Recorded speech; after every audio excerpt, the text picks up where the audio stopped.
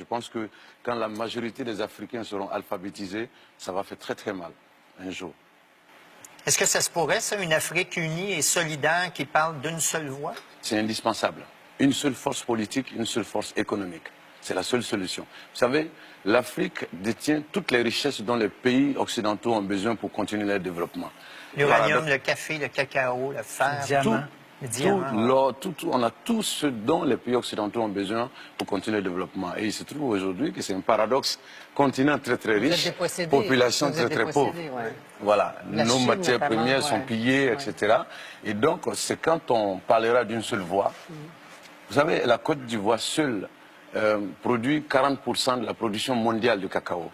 Le Ghana, le pays voisin de la Côte d'Ivoire, produit 20%. Donc, rien que les deux pays, 60. Ça fait 60.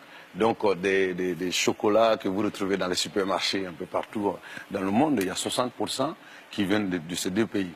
Et donc, nous avons tout. Il suffit simplement qu'on parle d'une seule voix. On va simplement imposer nos conditions aux pays occidentaux qui vont payer nos matières premières au prix réel. Parce que quand la France fabrique des voitures, c'est la France qui fixe les prix. Mais quand la France veut acheter notre café ou notre coton, c'est encore la France qui fixe les prix. Les Africains sont plus nombreux que les Chinois. Alors, s'ils parlaient d'une seule voix, il y aurait un pouvoir incroyable. Est-ce que les Africains sont au courant de ce pouvoir-là? C'est le manque d'éducation qui fait qu'ils ne sont pas au courant de ça. Les gens ne sont pas informés. Nous sommes aujourd'hui 1 milliard de population. En 2050, nous serons 2 milliards. C'est pourquoi je mets l'accent sur l'éducation. Il faut réveiller les populations. Et puis, bon, une fois, les gens vont se rendre compte que nous avons les mêmes intérêts. Parce que des gens qui habitent dans un quartier populaire d'Abidjan ou du Congo-Brazzaville, même s'ils sont de différentes ethnies, différentes religions, quand ils sont malades, ils vont dans les mêmes hôpitaux pourris. Leurs enfants vont dans les mêmes écoles pourries. Donc il suffit simplement, au lieu de se taper dessus, parce qu'on est de religions différentes ou d'ethnies différentes, il suffit de se donner la main pour imposer au gouvernement la construction des structures de santé potables ou des écoles. Voilà. Je vous cite. Les Africains du monde entier, peu importe où ils vivent ou depuis combien de temps, ils ne seront jamais blancs. C'est pour ça qu'ils doivent rester tournés vers l'Afrique.